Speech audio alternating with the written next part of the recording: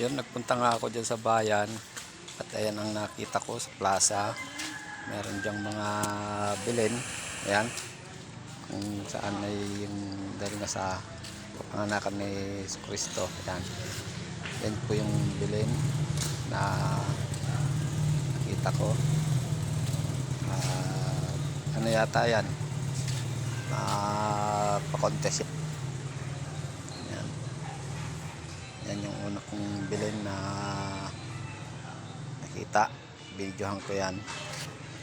Yan yung number 4 ata yan. Yan. So, may mga isno-isno pa siya. Yan. Oh, meron pa siya mga hayop. Meron pa siyang camel. Tapos ito naman yung isa. Yan. Meron din siya mga mga parparo. Ayun, meron pa siyang star sa taas. Yan. Meron din siyang mga angel. Yan o. Yan. Number 7 yan. Yung isa yata number 6. Ayan. Mga bilin. Dahil magpapasko na. Kaya meron na naman silang ganyan. Pa-contest. Ewan ko kung anong mga barangay ito. Basta ano lang siya guys. Pa-contest. Hindi ko alam kung anong mga barangay yan. Malamang barangay yan. Yan pa yung isa. Meron din siyang star. Ayun. Ayan o. May mga star yan. Shout out sa mga star sender dyan. Beke naman. Yun. Baka naman. Ayun, number 5 po yan. Ayan.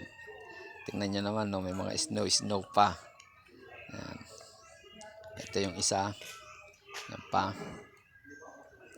Ayan, number 2 yata yan. Ayan o. Oh. Meron pang 3 hari.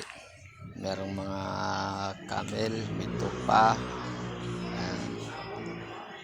Si Joseph at si Mother Mary. Ayan. Ito naman. Oh, yan kagad ang nakita ko guys nung pumunta ako sa bayan kanina. Dahil namili ako ng kape tsaka coffee mate. Ayan, dahil naubusan na kami ng kape. Ayan. Ayan o. Oh. Ayan pa yung isa, yung kabila naman.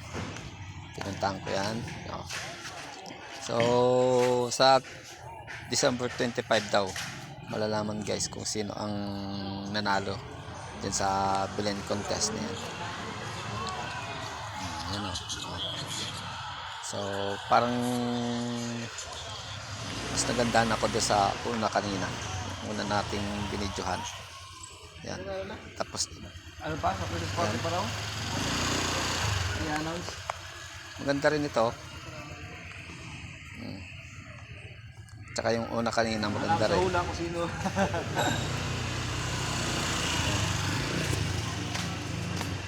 Yan. Yan pa isa. Tapos, yung kanina. Ito, yan. Yan. Ito.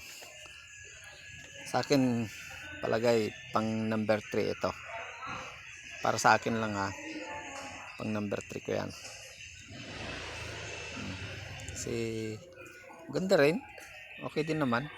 Yan o. Tapos mga recycle materials yung mga ginamit na bakod. Ayan. Ito na yung isa. Ayan.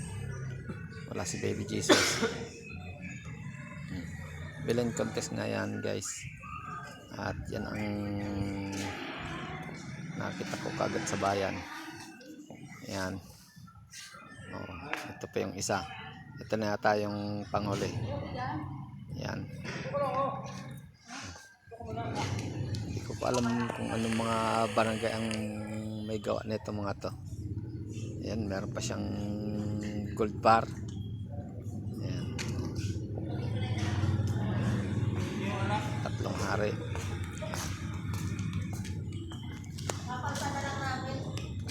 So yan.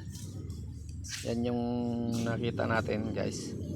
So palagay ko mas maganda yung isa tsaka yung pangtatlo tsaka yung sinabi kong pangalawa.